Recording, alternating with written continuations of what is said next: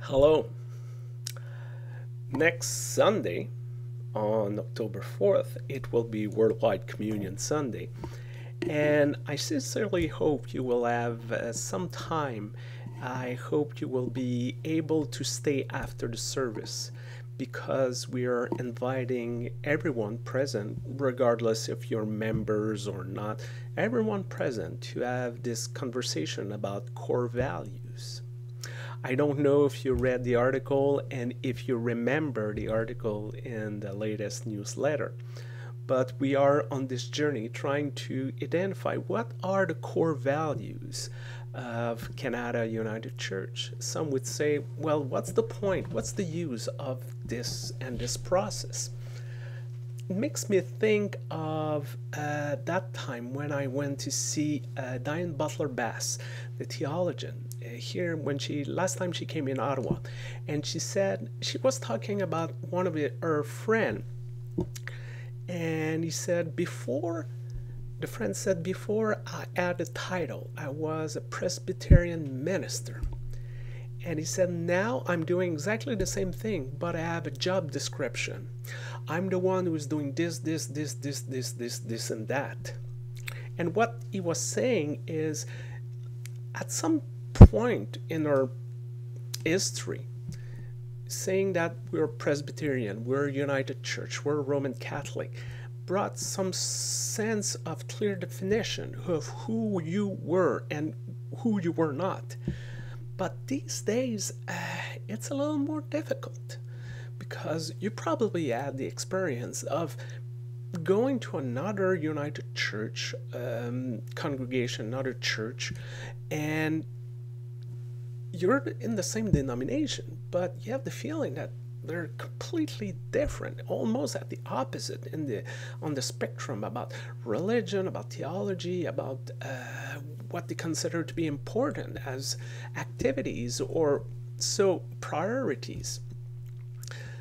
So I think it's important to define the core value, and it's not just us. Every great corporation, every great company or small organization are trying to identify those core values, because as church we can do a lot of things and we are called to do a lot of things, and sometimes we receive demands, or and there's so many demands, so many possibilities that we don't know. We don't know what to do, to what we should say yes, to what we should say no. We're confused. Well, core value can help us. If we identify those core value, we can say, well, those possibilities are directly in sync with our core values, and those possibilities are great, are wonderful, but they're not part of our core values, so they will not be as prioritized as other activities. As someone told me recently, we can try to do everything, but by the end we will end up to do nothing. We cannot have 50 priorities in a group, in an institution, in a church. You need to identify a few. Does not mean that those who are not in priorities do not happen, but you have to establish some priorities.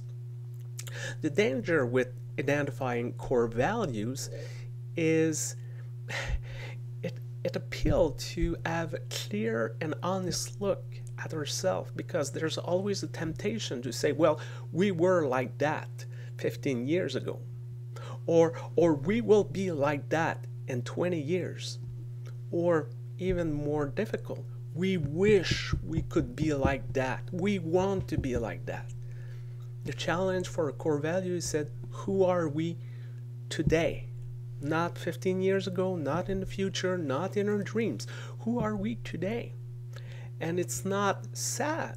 It's a lot of good things are happening in our congregation. Well, let's try to put some names. What are important? What drives us? And then you can go maybe further to look at our mission statement, and say, well, is our mission statement the reflection of our value? Yes, wonderful. No? Well, let's adjust this. Not saying it's a bad mission statement, but maybe time change and people change, and I don't know. It's a great opportunity. So we're invited on Sunday, and it will not be a debate. There's not going to be a vote. It's the beginning of this process. There's a process. Trust us, it will come. There will be many opportunity. On Sunday, it will be more, I call it an open mic session, that people will be able to read and share and exchange. But it's not like, okay, we have this list and we have a motion and then we make amendment. No, I promise it's not going to be that. It's just an open floor and people can share. The list that was in the newsletter was what the council established as a starting point. It's not the end. It's not like, do you accept it or not? It said, well, the council met. We have about 10 people of the congregation. Said, well, let's put something on the table, and instead of starting from scratch, we will have something to start with, and then it will feed the conversation, fully aware that there's probably something missing. There's probably not the correct terms, but that's the goal, that people engage this and said, well, you said that word, but maybe we should use that word. And the goal is not wordsmithing or editing to death, but trying to identify clearly. If you're not able to meet to come on Sunday, don't worry. Like I said, there will be plenty other opportunities for you to be heard, to engage the material, engage the suggestion. It will be some kind of back and forth process. And we want to hear from you. We want to hear, because the goal is to establish those few essential values that we have, that we hold dear, and then help us to go into the future with a clear sense of direction. I hope to see you on Sunday or soon, and keep thinking about this. Take care. Bye-bye.